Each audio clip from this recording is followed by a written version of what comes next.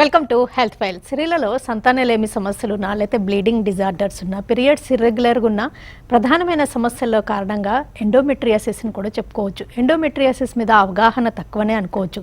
నెలసరి నొప్పితో కూడుకుని ఉన్నా కూడా ఎండోమెట్రియాసిస్ ఉందేమోనని అనుమానించాల్సి ఉంటుందని, నిర్లక్ష్యం చేసే కొద్దీ సంతానలేమికి కూడా దారితీస్తుంది. కాబట్టి సంతానలేమి ఒకవేళ ఎండోమెట్రియాసిస్ వల్ల ఉంటే ట్రీట్మెంట్స్ ఎలా ఉంటాయి, ఎండోమెట్రియాసిస్ లక్షణాలేంటి, పరిష్కార మార్గాలేంటి, ఈ వివరాలు అందించడానికి ఓయాసిస్ ఫెర్టిలిటీ సెంటర్స్ నుంచి ఫెర్టిలిటీ స్పెషలిస్ట్ డాక్టర్ వరలక్ష్మి గారు మనతో ఉన్నారు. ఆమెను అడిగి మరిన్ని విశేషాలు తెలుసుకుందాం. హలో అండి, నమస్తే. నమస్తే. ఎండోమెట్రియాసిస్ గురించి కొంతవరకు అవగాహన తక్కువ అనుకోవచ్చు. ఒకవేళ నెలసరి బాగా నొప్పితో కూడుకున్నది అనుకోండి, అప్పటికప్పుడు మెయింటైన్ చేస్తారు, ఆ సైకిల్ వరకు చూసుకుంటూ ఉంటారు. అసలు ఎండోమెట్రియాసిస్ సిమ్టమ్స్లో నెలసరి కూడా నొప్పితో కూడుకుని ఉంటుంది అంటారు కదా, ఎలా గుర్తించగలరు, ఎలాంటి సిమ్టమ్స్ ఉంటాయి? ముందుగా మనకు అసలు ఎండోమెట్రియోసిస్ అంటే ఏంటి అని అంటే, మనకి గర్భాశయం ఉంటుంది కదా, దాని చుట్టూ చాలా లేయర్స్ ఉంటాయి. సో బయట పొర ఉంటుంది, లోపల పొర ఉంటుంది, మధ్యలో మజిల్ అనేది ఉంటుంది. సో లోపల పొరని మనం ఎండోమెట్రియం అంటాం. ఇది నెలసరి ప్రతి స్త్రీకి పీరియడ్స్ అంటాం కదా, మెన్సెస్ వస్తున్నప్పుడు ఈ పొర షెడ్ అవుతూ ఉంటుంది, మళ్ళీ ఫామ్ అవుతూ ఉంటుంది. సో ఇది అక్కడ ఉన్నప్పుడు మనకి ప్రాబ్లం ఏం లేదు. కానీ ఇదే లేయర్ కనుక మనకి యూట్రస్ లోపల లైన్లో కాకుండా వేరే పార్ట్స్లో వచ్చినప్పుడే దీన్ని ఎండోమెట్రియోసిస్ అంటాము.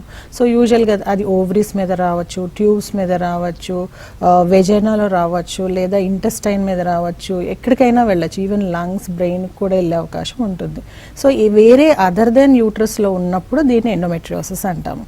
సో ఎట్లయితే మనకి జస్ట్ పీరియడ్స్ వస్తున్నప్పుడు మనకి అది ఎలా షెడ్ అయి బ్లీడ్ అవుతుందో, అలాగే ఈ ఎండోమెట్రియం వేరే దగ్గర ఉన్న దగ్గర కూడా ఇది వెళ్ళి అతుక్కున్న దగ్గర కూడా ఇలా బ్లీడ్ అవుతుంది ఆ పీరియడ్ టైంలో.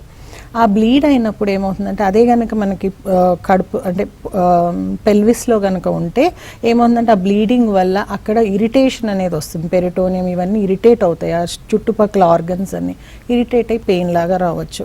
ఒక్కొక్కసారి ఈ ఎండోమెట్రియం అనేది మజిల్ అన్నాను కదా, ఆ మజిల్లో కూడా ఉండొచ్చు. దాంట్లో ఉండి కూడా అక్కడ కూడా బ్లీడ్ అయ్యి ఇరిటేట్ చేసి యూట్రస్ని కంట్రాక్షన్స్ తీసుకొచ్చి ఇట్లా వేరియస్ పార్ట్స్లో ఉన్న ఈ ఎండోమెట్రియం అనేది వేరే పార్ట్స్లో ఉన్నప్పుడు ఇరిటేషన్ ఆ లోకల్ ఆర్గన్స్ కాజ్ చేసి పెయిన్ రావచ్చు. సో అందుకే పీరియడ్స్ టైంలో పెయిన్ రావచ్చు. యూజువల్గా ఏ ఏజ్ గ్రూప్ స్త్రీలలో ఈ సమస్య ఎక్కువగా ఉంటుంది? టీనేజర్స్లోనా లేకపోతే మిడిల్ ఏజ్ ఉమెన్? ఇది ఏ ఏజ్ అనేది సంబంధం ఏం లేదు. ఒకసారి పీరియడ్స్ అనేది స్టార్ట్ అయిన ప్రతి అమ్మాయికి కానీ స్త్రీకి కానీ ఎప్పుడైనా రావచ్చు. ఈవెన్ మెనోపాజల్ ఏజ్ వరకు కూడా ఎప్పుడైనా రావచ్చు ఇది. కాకపోతే మెనోపాజ్ అటైన్ వాళ్ళకి ఈ సమస్య ఉండకపోవచ్చు, ఎందుకంటే ఇది మెయిన్లీ ఈస్ట్రోజన్ అనే హార్మోన్ మీద డిపెండెంట్ అయిన కండిషన్. సో ఎవరిలో అయితే ఈస్ట్రోజన్ హార్మోన్ ఉంటుందో వాళ్ళకే ఈ కండిషన్ ఉంటుంది. ఎవరికైతే హిస్టెక్టమీ అయిపోయినా ఓవరీస్ కనుక రీటైన్ అయి ఉంటే కూడా ఈ సమస్య ఉండొచ్చు. ఓన్లీ హిస్టెక్టమీ విత్ ఓవరీస్ తీసేసిన వాళ్ళకైతే ఈ సమస్య ఉండదు. సో ఏంటంటే మెయిన్లీ ఈస్ట్రోజన్ డిపెండెంట్ కాబట్టి ఏ వయసు అనేది కాదు, ఎవరిలో అయితే హార్మోన్స్ ఉత్పత్తి అవుతున్నాయో వాళ్ళందరికీ ఉండవచ్చు. ఓకే, అంటే హార్మోనల్ ఇంబ్యాలెన్స్ వల్ల ఈ సమస్య తలెత్తుతుందని అనుకోవచ్చు. అంటే ఎక్కువ ఈస్ట్రోజన్ ఉన్న వాళ్ళకి, లేదా నార్మల్ ఈస్ట్రోజన్ అనేది బాడీలో ఉంటే ఆ లీజన్స్ అన్ని యాక్టివేట్ అవుతూ ఉంటాయి సైక్లికల్గా. అంటే వెయిట్ ఎక్కువగా ఉండే వాళ్ళకి సమస్య ఎక్కువ అని అనుకోవచ్చు, ఎందుకంటే వెయిట్ ఎక్కువగా ఉన్న వాళ్ళలో ఈస్ట్రోజన్ లెవెల్స్ కూడా ఎక్కువ అంటారు కదా. అవును, కానీ అది అంత వెయిట్ రిలేటెడ్ కాదు. పీసీఓఎస్కి ఎక్కువ వెయిట్ రిలేషన్ ఉంది, కానీ ఎండోమెట్రియోసిస్కి అంత రిలేషన్ లేదు. కానీ మీరు అన్నట్టుగా ఈస్ట్రోజన్ కంటెంట్ ఎక్కువ ఉన్నప్పుడు ఈ సమస్య ఉండవచ్చు. ఎండోమెట్రియాసిస్ని నిర్ధారించే పరీక్షలు ఏంటంటారు? స్కానింగ్. ఓకే, అసలు ఎండోమెట్రియోసిస్ అనేది ఉందా లేదా అనేది కదా మనం నిర్ధారించాలి. సో యూజువల్గా ఈ ఎండోమెట్రియోసిస్ అనేది జెనెటికల్గా రావచ్చు. సో మదరు, సిస్టరు, పిన్ని, ఆంటీస్కి ఉంటే ఇది వచ్చే అవకాశం ఉంటుంది కొంతవరకు. కొంతమందికి ఏంటంటే యూట్రస్లో ఫార్మేషన్ అప్పుడు కొన్ని చిన్న అబ్నార్మాలిటీస్ ఉంటాయి. అంటే యూట్రస్ రెండుగా ఫామ్ అవడం, 2 యూట్రసెస్ ఉంటాయి వాళ్ళకి, కొన్ని అబ్నార్మల్ యూట్రస్లు ఫామ్ అవుతుంటాయి. సో అలాంటి వాళ్ళల్లోనూ ఒక్కొక్కసారి యూట్రస్లో మనకి ఆ లైనింగ్ అనేది మనకి కిందకి బ్లీడింగ్ ద్వారా వస్తుంది. ఒక్కొక్కసారి అది వెనక్కి వెళ్తుంది, రెట్రోగ్రేడ్ అంటాము. రెట్రోగ్రేడ్గా వెళ్ళి యూట్రస్లో ట్యూబ్స్ నుంచి లోపల పెల్విస్లో పడుతుంటుంది. అలాంటి వాళ్ళలోనే ఎండోమెట్రియోసిస్ అనేది మనకి కనిపిస్తూ ఉంటుంది. ఇవి కారణాలు మెయిన్గా. ఒక్కొక్కసారి ఏంటంటే ఇమ్యూనిటీ అంటాం కదా, మనకి ఇమ్యూనిటీ అది కొంచెం ఇంబ్యాలెన్స్ అయినప్పుడు కూడా ఈ సెల్స్ అనేవి అక్కడ వేరే ఆర్గన్స్లో డెవలప్ అయ్యి ఎండోమెట్రియోసిస్ మనకు కనిపిస్తుంటుంది. లక్షణాలకు వచ్చేటప్పటికి ఎలా కనుక్కుంటాము అంటే ఫస్ట్ లక్షణాలు. సో పీరియడ్ టైంలో సివియర్ పెయిన్ రావటం, అది సడన్ ఆన్సెట్. అప్పటి వరకు పీరియడ్స్ అప్పుడు ఎప్పుడు పెయిన్ లేని వాళ్ళకి ఇప్పుడు సడన్గా పెయిన్ అనేది రావటం. తర్వాత ఒక్కొక్కసారి మనం ఏదైనా నార్మల్ స్కాన్ కోసం వెళ్తాము, సో యూట్రస్లో ఓవరీలో గడ్డలు ఉన్నాయి, బ్లడ్ క్లాటెడ్ గడ్డలు ఉన్నాయి అంటాము, సో అలా కనిపిస్తుంటుంది. ఒక్కొక్కసారి ఏదో జనరల్ ఎగ్జామినేషన్లో మనం కనుక చూస్తే లోపల మనము పీవీ అంటాం, పర్వేజనల్ ఎగ్జామినేషన్, అందులో మనం చేసినప్పుడు యూట్రస్ వెనక భాగంలో గడ్డల్లాగా తగలటం, పెయిన్ఫుల్గా ఉండడము. తర్వాత వైఫ్ అండ్ హస్బెండ్ కలిసినప్పుడు పెయిన్ అనే కండిషన్తో కూడా వస్తారు కొంతమంది.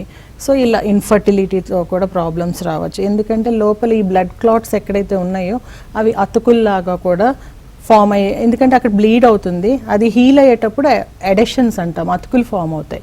అలా ఫామ్ అయినప్పుడు ఏంటంటే ట్యూబ్స్ అనేవి మనకి సరిగా ఏమంటారు లైన్లో ఉండకుండా అతుకుల వల్ల కిందకి పైకి ఆ పేటెన్సీ పోతుంది. సో దానివల్ల ఇన్ఫర్టిలిటీ రావచ్చు. యాజ్ ఆఫ్ ఎండోమెట్రియోసిస్ కూడా మనకి ఇన్ఫర్టిలిటీ అనేది కాజ్ చేయొచ్చు. సో మెనోపాజల్ లేడీస్లో కూడా దగ్గర పడే వాళ్ళల్లో కూడా ఈ బ్లీడింగ్ ఎక్కువ అవ్వడము, పెయిన్ రావడం ఇలాంటివి కూడా ఉండొచ్చు ఎండోమెట్రియోసిస్లో.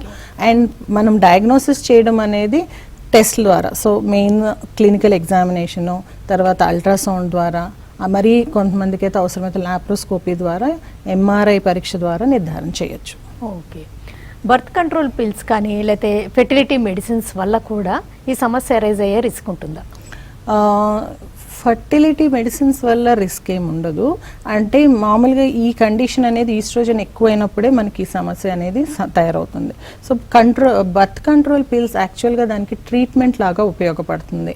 సో పెయిన్ ఉన్న వాళ్ళకి పెయిన్ తగ్గించే అవకాశం ఉంది బర్త్ కంట్రోల్ పిల్స్ తోటి. ఈవెన్ ఎండోమెట్రియోసిస్ కండిషన్ కూడా కొంచెం సప్రెస్ చేస్తుంది. అదే కనుక ఫర్టిలిటీ మెడికేషన్స్కి వస్తే దాన్ని ఇంక్రీజ్ చేసే మెడికేషన్స్ ఏం ఇంక్రీజ్ అవ్వవు ఫర్టిలిటీ ట్రీట్మెంట్స్తో. సో యాక్చువల్గా అవసరమైతే ఫర్టిలిటీ ట్రీట్మెంట్స్ వాళ్ళకి ఇన్ఫర్టిలిటీ ఉంటే కనుక వీలైనంత తొందరగా ప్రెగ్నెన్సీస్ కంప్లీట్ చేసుకోమని చెప్తాం. ఓకే. కొంతవరకు పీసీఓఎస్ సమస్య అండాశయంలో నీటి బుడగలు ఉన్నప్పుడు లైఫ్ స్టైల్ చేంజెస్తో కూడా కొంతవరకు కంట్రోల్ అదుపులోకి తెచ్చుకోవచ్చు అంటారు. ఈ సమస్యను ఎంతవరకు తెచ్చుకోవచ్చు అంటారు? ఈ సమస్యని ఏంటంటే ఉన్నది అని మనకి డయాగ్నోస్ అయినప్పుడు ఏజ్ని బట్టి, వాళ్ళు ఉన్న పరిస్థితిని బట్టి మనం ట్రీట్మెంట్స్ అడ్వైస్ చేయాలి. ఒకవేళ చిన్న వయసులో వాళ్ళకి వచ్చింది అనుకోండి, మనకి వాళ్ళకి వచ్చినప్పుడు వాళ్ళ మెయిన్ కంప్లైంట్ పెయిన్ ఉంటుంది, లేదా కొంతమందికి అసలు ఏ సిమ్టమ్స్ కూడా ఉండవు, ఏమంటారు రొటీన్ ఇన్వెస్టిగేషన్స్లో ఎక్కడన్నా బయటపడచ్చు. సో అప్పుడు ఏంటంటే వాళ్ళకి పెయిన్ రిలీఫ్ ఉంటే పెయిన్ రిలీఫ్ చేయాలి. వాళ్ళకి ఏం చెప్పాలంటే వీలైనంత తొందరగా ప్రెగ్నెన్సీస్ అనేది ప్లాన్ చేసుకొని చేసుకోమంటాం. కొంతమందికి ఇంకా అంత వయసు కూడా రాని వాళ్ళు ఉంటే ఆ సివియారిటీని బట్టి మనం ఏం చెప్తామంటే, మరీ సివియర్గా ఉందనుకోండి ఈ ఎగ్ రిజర్వ్ అనేది వాళ్ళలో కొంచెం తొందరగా తగ్గిపోయే అవకాశం ఉంటుంది. అప్పుడు మరీ సివియర్గా ఉన్న వాళ్ళకి ఈవెన్ అన్మ్యారీడ్ యంగ్ గర్ల్స్ కూడా మనం ఏం చెప్తామంటే ఎగ్స్ ప్రిజర్వ్ చేసుకోమని చెప్తాం. సో అది ఏజ్ని బట్టి. అదే కనుక middle aged women, married, already kids కోసం ప్లాన్ చేస్తున్నారు, ఇన్ఫర్టిలిటీతో ప్రాబ్లం ఉంది అంటే ఇన్ఫర్టిలిటీ ట్రీట్మెంట్స్ తీసుకోమంటాం.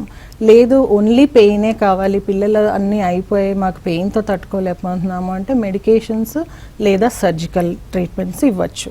అదే మెనోపోజ్ దగ్గరకు వస్తుంటే మనము మరీ అగ్రెసివ్గా ఏం ట్రీట్మెంట్స్ ఇవ్వని అవసరం లేదు. సింపుల్ సిమ్టమ్స్ అయితే సిమ్టమాటిక్గా ట్రీట్ చేసిస్తే అయిపోతుంది. ఒక కాల్ చూద్దామండి. హలో. హలో, నమస్తే అండి, చెప్పండి. నమస్తే సార్. నమస్తే అండి, చెప్పండి. చెప్పండి, డాక్టర్ గారు వింటున్నారు. మీ పేరు? నా పేరు చెవి రమాదేవి. చెప్పండి. నాకు మ్యారేజ్ అయ్యి 3 years అవుతుంది మేడం. ఓకే అమ్మా, చెప్పండి. టీవీ వాల్యూమ్ తగ్గించి క్లియర్గా ఫాస్ట్గా అడగండి రమాదేవి గారు. నా పేరు సిహెచ్ రమాదేవి మేడం. నా మ్యారేజ్ అయ్యి 3 years అవుతుంది. చెప్పండి. నాకు మ్యారేజ్ అయ్యి 3 years అవుతుంది మేడం. మీ క్వశ్చన్ క్లియర్గా ఫాస్ట్గా అడగండి రమాదేవి గారు. అంటే మీకు మ్యారేజ్ అయ్యి 3 years అయింది, ఇంతవరకు సంతానం కలగలేదా? ట్రై చేస్తున్నా? ట్రై చేసినా కలగలేదు మేడం. నాకు నీటి బురుగులు ఉన్నాయని చెప్పారు. నేను చాలా హాస్పిటల్ తిరుగుతున్నాను. ఓకే ఓకే అమ్మా, మీకు పీరియడ్స్ నెలసరి కరెక్ట్గా వస్తుందమ్మా? నెల నెల లేకపోతే ఎట్లా? కరెక్ట్గా వస్తున్నాయి మేడం. ఫస్ట్ 3 months అయితే అవ్వలేదు. హాస్పిటల్కి వెళ్తే చాలా 2-3 హాస్పిటల్కి వెళ్ళాను. ఓకే. 2-3 హాస్పిటల్ ఎక్కిని మేడం నీకు నీటి బుడగలు ఉన్నాయమ్మా మెడిసిన్స్ వాడాలని చెప్పారు. ఓకే. నేను వాడినా కూడా నాకు రావట్లేదు. నెలసరి మాత్రం కట్టుకొస్తున్నాయి. ఓకే. ప్రెగ్నెన్సీ రావట్లేదు అంటారా? ప్రెగ్నెన్సీ రావట్లేదు ఓకే మేడం. అంటే వైట్ అది నాకు హెవీగా పోతుంది. ఓకే. ఏంటంటే ఈ నీటి బుడగలు ఉన్న వాళ్ళకి ట్రీట్మెంట్స్లో టైంకి పీరియడ్ రావడానికి 2 ట్రీట్మెంట్స్ ఉంటాయమ్మా. ఒకటి ఏంటంటే ఇది కాంట్రసెప్టివ్ పిల్స్ అంటాము. అవి వాడితే కనుక నెల మీకు పీరియడ్ వచ్చే అవకాశం ఉంది. కానీ అది వాడినప్పుడు మీకు ప్రెగ్నెన్సీ అనేది రాదు. సో మీరు ఏం టాబ్లెట్స్ వాడుతున్నారో ఒకసారి తెలిస్తే నేను చెప్పగలుగుతాను. అదే కనుక మనము ఎగ్ రిలీజ్ అవ్వడానికి, ఎగ్ పెరగడానికి కూడా ట్రీట్మెంట్స్ ఇస్తాము. 2వ రకం టాబ్లెట్స్ అవి. సో ఆ ఎగ్ అనేది రిలీజ్ అవ్వడానికి మనం టాబ్లెట్స్ ఇచ్చినప్పుడు ఏమవుతుందంటే అండం విడుదలవుతుంది కాబట్టి వస్తే ప్రెగ్నెన్సీ వస్తుంది, లేకపోతే పీరియడ్ అన్న టైంకి వస్తుంది. సో ఈ 2 విధాలు ఉన్నాయి మనకి పీరియడ్ టైంకి రావడానికి పీసీఓఎస్కి. డిస్మెనోరియా లేకపోతే అబ్డామినల్ పెయిన్ కానీ క్రాంప్స్ లాగా ఉండడం ఇవి నెలసరిలో ఉన్నప్పుడు అది ఎండోమెట్రియాసిస్కి రిలేటెడ్ అయితే ఎలా గుర్తించగలరు? పీరియడ్ అప్పుడు పెయిన్ రావడం ఒక ఎండోమెట్రియోసిసే కాదండి, ఈవెన్ ఫైబ్రాయిడ్స్ ఉన్న వాళ్ళకి కూడా రావచ్చు. ఏదైనా గడ్డలు యూట్రస్లో గడ్డల్లాగా ఉన్న వాళ్ళకి కూడా రావచ్చు. కానీ ఎండోమెట్రియోసిస్ అనేది ఏంటంటే పీరియడ్ టైంలో వస్తుంది. అండ్ దెన్ ఓన్లీ ఎండోమెట్రియోసిస్లో పీరియడ్ పెయినే కాకుండా కొంతమందికి యూరిన్లో బ్లడ్ పడడం ఎండోమెట్రియోసిస్ ఒకవేళ బ్లాడర్లో ఉంటే, అంటే మూత్రాశయంలో ఉంటే, ఒక్కొక్కసారి మోషన్ పాస్ చేసే బబుల్స్లో ఉంటే కూడా ఒక్కొక్కసారి మోషన్లో బ్లడ్ పడడం, మోషన్ పాస్ చేయడానికి కూడా పెయిన్ రావడం, ఇలాంటి సిమ్టమ్స్ కూడా వాళ్ళు ప్రజెంట్ అవ్వచ్చు. సో డిఫరెంట్గా ప్రజెంట్ అవుతారు. ఒక్కొక్కసారి ఎంత సివియర్గా ఉన్నా అసలు సిమ్టమ్స్ కూడా ఉండకపోవచ్చు. ఓకే. ఎండోమెట్రియాసిస్కి యూజువల్గా ట్రీట్మెంట్స్ ఎలా ఉంటాయి? మెడికల్ మేనేజ్మెంట్ ఎంతవరకు సాధ్యమంటారు? చెప్పాను కదా, ఏజ్ని బట్టి వాళ్ళ సిమ్టమ్స్ని బట్టి ట్రీట్మెంట్స్ ఉంటాయి. యంగ్ ఏజ్ ఉండి ఓన్లీ పెయిన్ ఉందనుకోండి, సింపుల్ పెయిన్ కిల్లర్స్ తోటి మనకి ఏమన్నా తగ్గుతుందా అని ఫస్ట్ ప్రయత్నం చేస్తాం. దానికి కూడా వాళ్ళు రెస్పాండ్ అవ్వకపోతే ఏమన్నా కాంట్రసెప్టివ్ పిల్స్ ఇస్తే అక్కడ మన హార్మోన్ సప్రెస్ చేస్తే పెయిన్ తగ్గే అవకాశం ఉంది. కానీ యూజువల్గా యంగ్ గర్ల్స్కి మనం సర్జరీస్ అనేది అవాయిడ్ చేయడానికి ట్రై చేస్తాము. అండ్ చేయడం కూడా అంత మంచిది కాదు. సో వీలైనంత వరకు మెడికల్లీ మేనేజ్ చేస్తాం. అదే మిడిల్ ఏజ్ ఉమెన్ ఉన్నారు, they are aiming for fertility అనుకోండి, వీలైనంత తొందరగా ఫ్యామిలీ కంప్లీట్ చేసుకోమని చెప్తాం. వాళ్ళకి మనం ఏంటంటే ఇన్ఫర్టిలిటీకి మనము సడన్గా లాప్రోస్కోపీ వేరే ఏదైనా రీజన్స్కి చేస్తున్నప్పుడు అప్పుడు మనకి ఒక్కొక్కసారి మనకు తెలియకుండా ఎండోమెట్రియోసిస్ బయటపడవచ్చు. సో దాంట్లో గ్రేడింగ్స్ ఉంటాయి, గ్రేడ్ 1, 2, 3, 4 అని. 3 and 4 అంటే చాలా సివియర్, 1 and 2 అంటే కొంచెం మైల్డ్గా ఉంది. సో ఆ లాప్రోస్కోపీ చేసినప్పుడు మనం ఏంటంటే కొంచెం వీలైనంత వరకు క్లియర్ చేయడానికి ట్రై చేస్తాం. కొంతమందికి ఎంత సివియర్గా ఉంటుందంటే అంత యూట్రస్, ట్యూబ్స్, ఓవరీస్, పేగులు అన్నీ కలిపేసి ఉండలాగా అడెషన్స్లో కూరుకుపోయినవి కూడా ఉంటాయి. సో అలాంటివి కొంచెం క్లియర్ చేయడము, అలా చేసి వీలైనంత వరకు సర్జరీ అయిన వెంటనే ప్రెగ్నెన్సీ ప్లాన్ చేసుకోమని చెప్తుంటాం. గ్రేడ్ 1, గ్రేడ్ 2 అయితే సింపుల్ ట్రీట్మెంట్స్తో ట్రై చేసి కాకపోతే ఐవీఎఫ్కి వెళ్ళమంటాం. అదే గ్రేడ్ 3, గ్రేడ్ 4 ఉంటే డైరెక్ట్ ఐవీఎఫ్కి వెళ్తే బెటర్ అన్నట్టు చేస్తాం. ఈ సర్జరీ చేసినప్పుడు ఏం చేస్తామంటే ఓవరీస్ కనుక మనకి స్కాన్లో అందుబాటులో కనిపించకపోవడం, మనం ఏదైనా ఎగ్స్ తీయాలన్నప్పుడు అది మనకు అందుబాటులో లేనప్పుడు మనం ఆ అడిషన్స్ క్లియర్ చేసి అవి కొంచెం మనం రిలీజ్ చేసే అడిషన్స్లోంచి మనకు అందుబాటులో ఉండేలాగా కూడా మనం సర్జరీలో మనం ప్లాన్ చేసుకుంటాము. ఒక కాల్ చేద్దామండి. హలో. హలో, నమస్తే, చెప్పండి, డాక్టర్ గారు వింటున్నారు. జయలక్ష్మి అండి. చెప్పండి. హలో. చెప్పండి. ఇదండి 50 years అండి. మన పీరియడ్స్ అవుతున్నప్పుడు చాలా బ్లీడింగ్ అవుతుంది. ఓకే. అది మెనోపాజ్ స్టేజ్ అండి. 50 years వచ్చినాయి ఆమెకు. ఓకే. అదే అండి, కొంచెం చెప్తారా ఏమిటి? ఓకే. అది మీరు మెనోపాజల్ ఏజ్కి దగ్గరగా వచ్చినప్పుడు ఇటు బ్లీడింగ్ ఎక్కువ అవుతుంది అని అంటున్నారు. సో ఇది కొంచెం కామన్నే. పీరియడ్స్ ఆగిపోయే ముందుకి కొంతమందికి ఇట్లా బ్లీడింగ్ డిజార్డర్స్ వస్తాం, అంటే మెన్స్ట్రల్ బ్లీడింగ్లో డిజార్డర్స్ వస్తూ ఉంటాయి.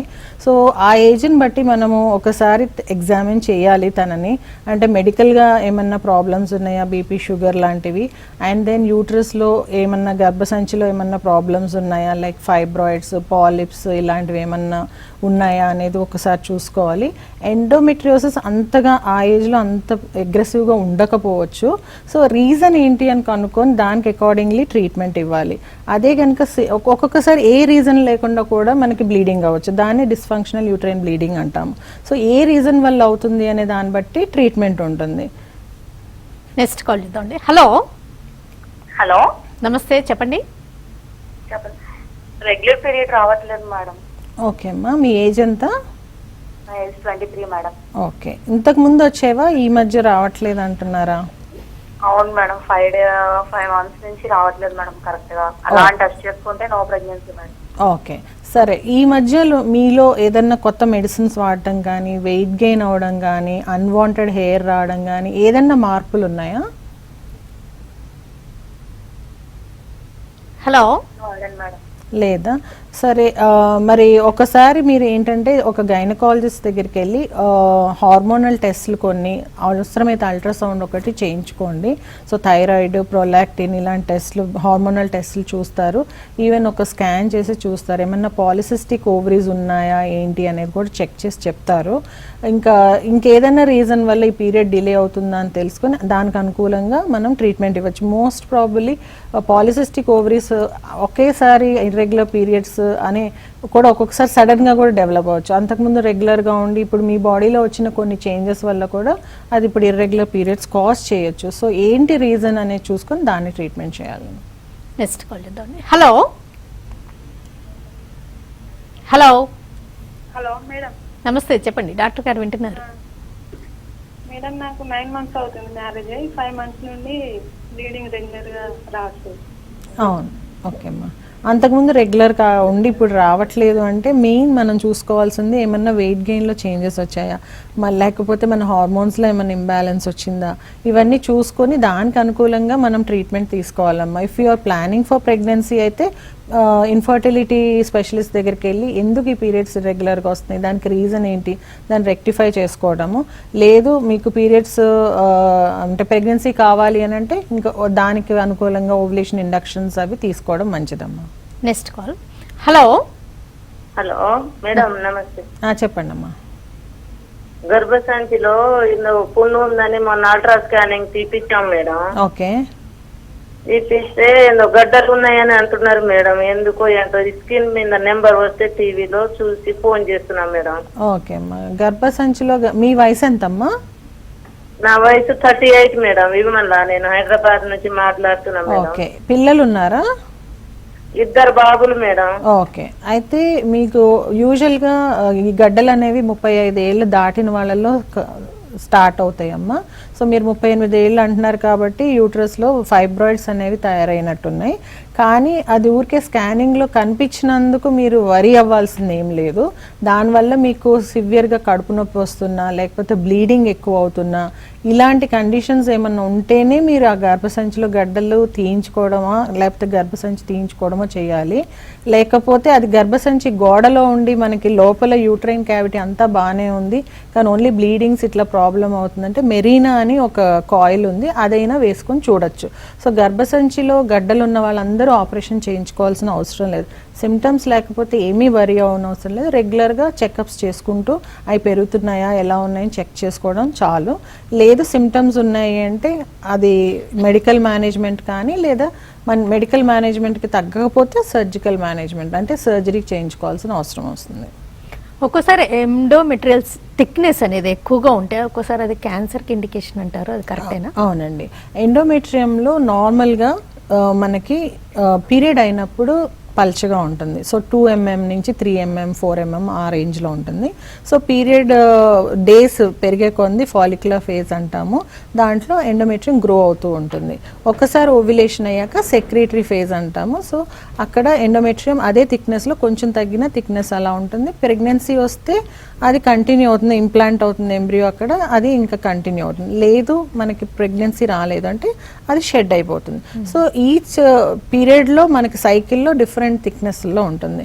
అదే మనం ఈ పీసీఓస్ కొంతమందికి హెరిడిటరీగా ఏమవుతుందంటే ఆ లైనింగ్ చాలా థిక్ అయిపోతుంది, దాన్నే ఎండోమెట్రియల్ హైపర్ప్లేసియా అంటాము. సో అందులో కూడా రకాలు ఉన్నాయి. సింపుల్ హైపర్ప్లేసియా అని ఉంటుంది, అందులో ఏం ప్రమాదం లేదు కానీ మనం మానిటర్ చేసుకుంటూ ఉండాలి.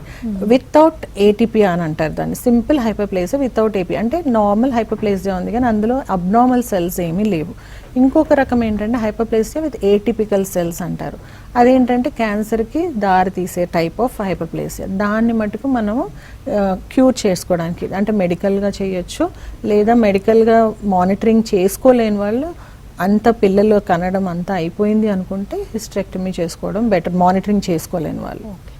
ఇన్ఫెర్టిలిటీకి ఒకవేళ ఎండోమెట్రియాసిస్ కారణమైతే ట్రీట్మెంట్ తీసుకుంటే ఎంత పర్సంటేజ్ ఆఫ్ ఉమెన్ ఈ సమస్య నుంచి బయటపడుతుంటారు? ఓకే, ఎండోమెట్రియోసిస్ అనేది ఇన్ఫర్టిలిటీకి కారణం ఎలా అవుతుంది అంటే, ఫస్ట్ మనం అనుకున్నాం లోపలంతా అతుకులు ఉంటాయి అని.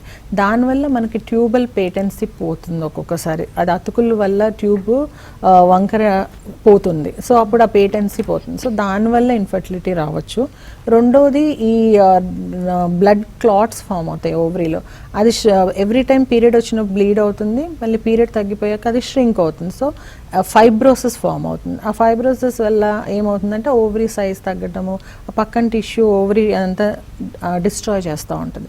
సో ఏమవుతుందంటే ఎగ్ రిజర్వ్ తగ్గిపోతూ ఉంటుంది. సో దానివల్ల కూడా మనకి ప్రెగ్నెన్సీస్ తగ్గుతాయి ఛాన్సెస్. ఇంకోటి ఏంటంటే అది ఒక ఇన్ఫ్లమేటరీ కండిషన్ లాంటిది. ఈ బ్లడ్ ఉండడము, ఆ చుట్టుపక్కల సెల్స్ అవన్నీ, అది కూడా ఒక్కొక్కసారి ప్రెగ్నెన్సీ ఛాన్సెస్ తగ్గిస్తుంది. అదే కాకుండా ఒక్కొక్కసారి ఈ ఓవరీస్ నేను చెప్పాను కదా అన్ని గూడు కట్టుకుపోయి ఉంటుంది, అప్పుడు ఈ ట్యూబ్లో మనకి ప్రెగ్నెన్సీ ఫామ్ అయ్యి యూటర్స్లోకి వస్తుంది. అసలు ఆ ట్యూబ్ ఓవరీకి కనెక్షన్ ఒక రిలేషన్ ఉంటుంది, ఆ రిలేషన్ ఆల్టర్ అయిపోతుంది, అంటే తేడాగా అయిపోతుంది. సో ఆ ఎగ్ రిలీజ్ అయినప్పుడు ఆ ట్యూబ్లోకి వెళ్ళే అవకాశం తగ్గిపోతుంది, ఆ రిలేషన్ అనేది మారిపోవడం వల్ల. సో ఇలాంటి వాటి వల్ల ఇన్ఫర్టిలిటీ రావచ్చు. సో ఇవన్నీ రీజన్స్ అవ్వచ్చు. అంటే ఓవర్కమ్ అవడం అనేది ట్రీట్మెంట్ తీసుకున్నాక బాగానే ఉంటాయా రిజల్ట్స్, అవుట్కమ్స్? అంటే కొంచెం తగ్గచ్చు, ఎందుకంటే రిజర్వ్ తగ్గిపోయి ఉండొచ్చు, లేదా అక్కడ ఉన్న ఇన్ఫ్లమేషన్ వల్ల కొంచెం ఎగ్ క్వాలిటీలో కూడా తేడా రావచ్చు. సో వాటి వల్ల కొంచెం తేడా ఉండొచ్చు, కానీ మరీ డ్రాస్టిక్ చేంజ్ ఉంటుందని నేను చెప్పలేను. ఓకేనండి డాక్టర్ వరలక్ష్మి గారు, థ్యాంక్స్ అలాంటి. స్త్రీలలో నెలసరి ఇర్రెగ్యులర్గా ఉండడం, లేదా హెవీ బ్లీడింగ్ ఉండడం, ఇలాంటి సమస్యలు ఉన్నప్పుడు నొప్పితో కూడుకున్నది అయ్యి ఉండడం, ఇలాంటివి ఉన్నప్పుడు ఎండోమెట్రియాసిస్ ఉందేమోనని అనుమానించాల్సి ఉంటుందని. పీరియడ్స్ వచ్చినంతకాలం అంటే మెనోపాస్ దశకు చేరుకునే వరకు ఈ సమస్య ఎరేజ్ అవుతూ ఉంటుంది, కాబట్టి నెగ్లెక్ట్ చేయకుండా ఉంటే మంచిదని. ఈ సమస్య వల్ల సంతానలేమి సమస్యలు కూడా ఎదురవుతూ ఉంటాయని, ఒక్కోసారి వాళ్ళకి IVF ట్రీట్మెంట్ కూడా అవసరం అవుతూ ఉంటుందని Oasis fertility centres fertility specialist doctor Varalakshmi గారు తెలియజేశారు. ఇది ఇవాల్టి health file. Keep watching TV5.